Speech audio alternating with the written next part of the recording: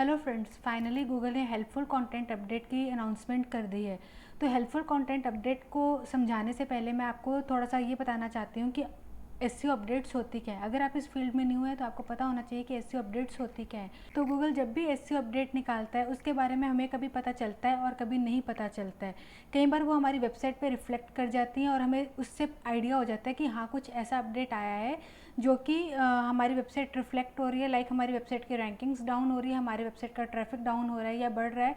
तो कुछ ना कुछ ऐसा अपडेट आया है गूगल का जो कि हमें पता नहीं चला, लेकिन हमारी वेबसाइट पे वो इम्प्लीमेंट हो चुका है। और कई बार क्या होता है कि गूगल अपने किसी प्राइवेट फॉरम्स पे या अपने ऑफिशियल फॉरम्स पे उसको डिक्लेयर कर देता है, उसके बारे में एक आर्टिकल पब्लिश कर देता है। और कुछ गूगल के अपडेट्स, बहुत रेयर अपडेट्स ऐसे होते हैं जो कि वो पब्लिकली अनाउंस करता है। तो जो अपडेट्स को पब्लिकली अनाउंस करता है, ऑब्वियसली वो अपडेट बहुत ज़्यादा मैटर करता है और बहुत ज़्यादा इंपॉर्टेंट होता है। तो जो आज का जो हम अपडेट शेयर करने जा रहे हैं, जो आज का अपडेट हम डिस्कस करने जा रहे हैं, वो अपडेट हेल्पफुल कंटेंट अपडेट के बारे में है जो कि गूगल ने पब्लिकली अनाउंस कर दिया है। तो इस पब्लिकली अनाउंसमेंट से आप आइडिया लगा सकते हैं कि अपडेट कितना ज़्यादा इंपॉर्टेंट है। तो चलिए आइए आज का ये अपडेट मैं आपके साथ डिस्कस करती हूँ। 2011 में जैसे पांडा अपडेट आया था वो भी हमारा पब्लिकली अनाउंस ही हुआ था। क्यों? क्योंकि वो बहुत इंपॉर्टेंट अपडेट था। इसी तरह से जो हेल्पफुल कंटेंट अपडेट है, नाम से ही पता चल रहा है कि कंटेंट से रिलेटेड अपडेट है और इसमें उसने आपके कंटेंट को ही प्रायोरिटी दी है। ये अपडेट रिव्यू अपडेट से थोड़ा सा डिफरेंट है। लाइक जब रिव्यू अपडेट आया था उसमें आपके सिर्फ वो पेजेस अफेक्टेड हुए थे जिस पेजेस पर आपका वो कंटेंट या वो जो आपके अपडेट्स थी वो इम्प्लीमेंट नहीं थी। आपके कुछ पर्टिकुलर पेजेस ही अफेक्टेड हुए थे। लेकिन इस हेल्पफुल कंटेंट अपडेट में ये साइट वाइड अपडेट है जिसमें कि अगर आपके 30% पेजेस पर डुप्लीकेट कंटेंट है तो ये नहीं कि आपके सिर्फ 30% पेजेस ही आपके अफेक्टेड होंगे। नहीं, आपके पूरी की पूरी वेबसाइट जो है वो पूरी की पूरी वेबसाइट अफेक्टेड होगी। आपका सिर्फ 30% ट्रैफिक डाउन नहीं जाएगा, आपका 100% ट्रैफिक डाउन जाएगा और आपका 100% रैंकिंग्स डाउन जाएगी। इसलिए मैं आपको इसके बारे में और डिटेल शेयर करती हूँ। तो आज के इस वीडियो में मैं आपके साथ शेयर करने जा रही हूँ ये अपडेट क्यों लॉन्च हुआ है, हेल्पफुल कंटेंट अपडेट का मीनिंग क्या है, किस तरह की वेबसाइट्स इफेक्ट होने जा रही हैं, और अगर हमारी वेबसाइट इस अपडेट से अफेक्टेड हो गई है तो वो हम रिकवर कैसे करवा सकते हैं। तो सबसे पहले क्वेश्चन यहाँ पे ये आ जाता है, why is this update launched. आखिर ये अपडेट लॉन्च क्यों किया गया है।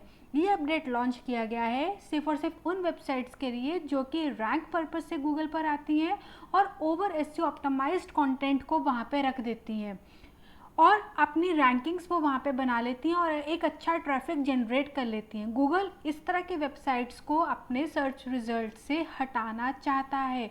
अब आपकी ओवर एसईओ ऑप्टिमाइज्ड कंटेंट वाली वेबसाइट्स नहीं चलेंगी और अगर आप अपनी वेबसाइट रैंक पर्पस से चला रहे हैं तो आपकी वो वेबसाइट भी नहीं चलने वाली है। जो लोग इस फील्ड में न्यू हैं उन्हें शायद ना पता हो कि अर्ली 2000s में क्या होता था। लाइक 2001 में, 2002 में, 2003 में, 2004, 2005 में क्या होता था कि जो एसईओ एक्सपर्ट्स थे वो आर्टिकल स्पिनर का बहुत यूज़ करते थे। आर्टिकल स्पिनर से क्या होता था कि हम एक अपना बहुत ही एक अच्छा कंटेंट अपने कंटेंट राइटर से लिखवा लेते थे और फिर कंटेंट राइटर से कंटेंट लिखवाने के बाद उस कंटेंट को हम आर्टिकल स्पिनर में डाल देते थे।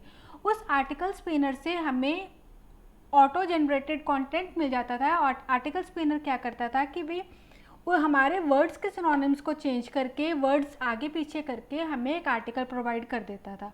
उस आर्टिकल की ना तो कोई वैल्यू होती थी और ना ही कोई सेंस होता था। तो आर्टिकल स्पिनर का ये काम होता था।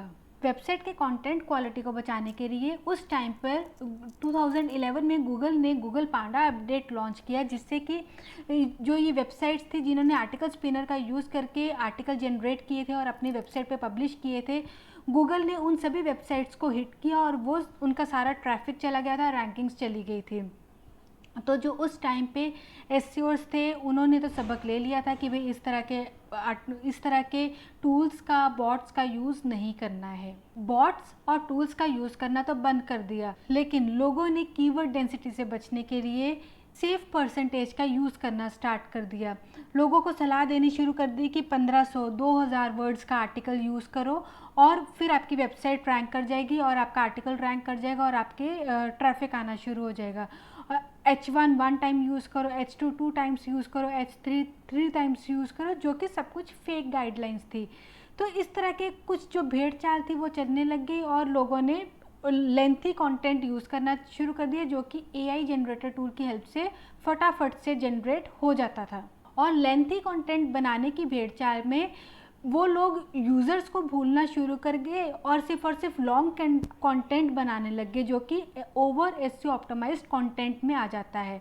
ओवर एसईओ ऑप्टिमाइज्ड कंटेंट बनाने के चक्कर में उन्होंने यूज़र्स को निगलेक्ट कर दिया। अब यहाँ पे हमारा नेक्स्ट क्वेश्चन आ जाता है, what is the meaning of helpful content. अब गूगल पे एक बहुत बड़ा परसेंटेज ऐसा है कि जो कि सिर्फ और सिर्फ रैंक होने के पर्पज़ से ही बनाई जाती हैं। रैंक होने के पर्पज़ से बनाई जाती हैं, इसका मतलब कि कीवर्ड की रैंकिंग आ जाए, ट्रैफिक आ जाए, गलती से जो हमारी एड्स लगी होती हैं उन एड्स पे क्लिक हो जाए और रेवेन्यू बन जाए। सिर्फ इतना मेन पर्पस होता है मैक्सिमम साइट्स का। सिर्फ और सिर्फ इसी तरह की वेबसाइट्स को हटाने के लिए गूगल इस हेल्पफुल कंटेंट अपडेट को लॉन्च कर रहा है। गूगल ने इस कंटेंट के साथ एक टैगलाइन दी है, content by people for people in search results. इसका मतलब है कि जो एसईओ ओवर ऑप्टिमाइज्ड कंटेंट है, गूगल उनको पूरी तरह से हटाना चाहता है। तब यहाँ पे एक सबसे बड़ा मीनिंग क्या निकल रहा है कि जब भी आप एक कंटेंट लिखते हैं, जब भी आप एक ब्लॉगिंग स्टार्ट करना चाहते हैं, तो आप उस पर सिर्फ वही कंटेंट यूज़ कीजिए जिसकी आपको नॉलेज है, जिसमें आपके पास एक्सपीरियंस है। जस्ट फॉर एग्जांपल कि भी आप किसी प्रोडक्ट रिव्यू की वेबसाइट को स्टार्ट करते हैं, आप सोचते हैं कि भी चलो मैं प्रोडक्ट रिव्यू की वेबसाइट स्टार्ट कर लेता हूँ और मैं वहाँ पर रिव्यूज़ लिखूँगा। तो आपको जब तक आप उस प्रोडक्ट को यूज़ नहीं करेंगे, आप उसमें अपना पर्सनल एक्सपीरियंस कभी भी ऐड नहीं कर सकेंगे। आप क्या करेंगे, आप यूट्यूब की वीडियोस देखेंगे, आप दूसरे कुछ रिव्यूज़ को रिव्यू करेंगे और वहाँ पे अपने वर्ड से रीराइट करके वहाँ पर आप अपना कंटेंट रख देंगे।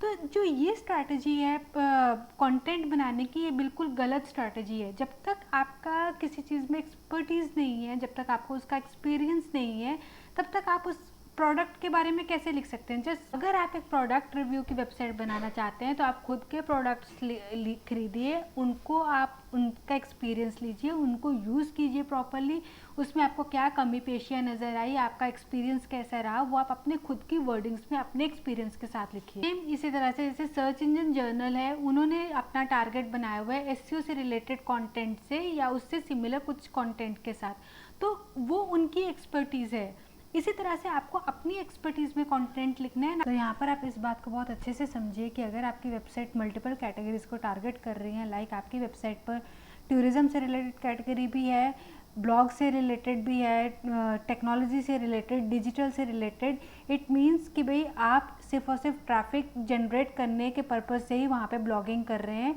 तो गूगल इस तरह की वेबसाइट्स को वहाँ से रिमूव कर रहा है। आप सिर्फ और सिर्फ रेवेन्यू जनरेट करना चाहते हैं और गूगल इस तरह की वेबसाइट्स को बिल्कुल भी अब एक्सेप्ट नहीं कर रहा है, अपने सर्च रिजल्ट से रिमूव कर रहा है। अब थर्ड पॉइंट आ जाता है, which kind of website will get affected, किस तरह की वेबसाइट्स इफेक्ट हो रही हैं।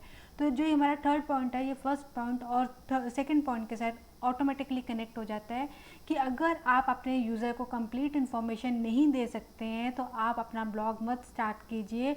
अगर आपके ब्लॉग पर विज़िट करने के बाद भी उसको किसी और ब्लॉग से इन्फॉर्मेशन लेनी पड़ती है और उसको यहाँ वहाँ भटकना पड़ता है, तो इट मीन्स गूगल को आपकी वेबसाइट को सर्च रिजल्ट पर रखने का कोई बेनिफिट नहीं हो रहा है, तो करके आपकी वेबसाइट भी वहाँ से रिमूव हो जाएगी, आपकी वेबसाइट सर्च रिजल्ट से रिमूव हो जाएगी। फोर्थ क्वेश्चन आ जाता है, how to recover from this update. अगर आपकी वेबसाइट आने वाले हफ्ते में इस वेबसाइट से अगर आपकी वेबसाइट आने वाले हफ्ते में इस अपडेट से हिट हो जाती है तो और वो आपकी वेबसाइट का पूरा ट्रैफिक डाउन हो जाता है, आपको अपनी वेबसाइट्स के पोस्ट रिमूव करने होंगे और एटलीस्ट 6 मंथ्स 1 ईयर का आपको वेट करना पड़ेगा। इसमें कोई भी कमिटमेंट नहीं है गूगल की तरफ से कि आपका वेबसाइट कब रिकवर होगी, तो आपको वेट करना पड़ेगा गूगल का। और उसके बाद ही आपकी वेबसाइट्स रिकवर होंगी। तो इसमें अभी भी आपके पास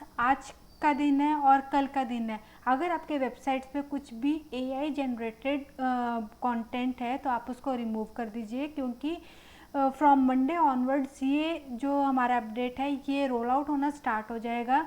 और ये सारा जो हमारा अपडेट है ये सारा ऑटोमेटिक अपडेट है, ये धीरे धीरे करके वेबसाइट्स पर आएगा। अगर आपकी वेबसाइट 1 मंथ से 2 मंथ सेफ रह जाती है, आप ये मत समझिएगा कि आपकी वेबसाइट हिट नहीं होगी। जिस वक्त भी आपकी वेबसाइट गूगल की नज़रों में आ गई, आपकी वेबसाइट उसी वक्त हिट हो जाएगी और आपका सारा ट्रैफिक चला जाएगा और आपकी जो सारी अर्निंग्स होंगी वो सारी ख़त्म हो जाएंगी। तो अगर आपकी वेबसाइट पे ऑटो जनरेटेड कंटेंट है तो उसको आप रिमूव कर दीजिए, नहीं तो आप बहुत बड़ी प्रॉब्लम में आने वाले हैं। ये अपडेट आपको कैसा लगा शेयर करना ना भूलेगा, वीडियो को लाइक करना ना भूलेगा, और अगर आप मेरे चैनल पे नहीं हो तो चैनल सब्सक्राइब करना ना भूलेगा। Thank you, bye bye.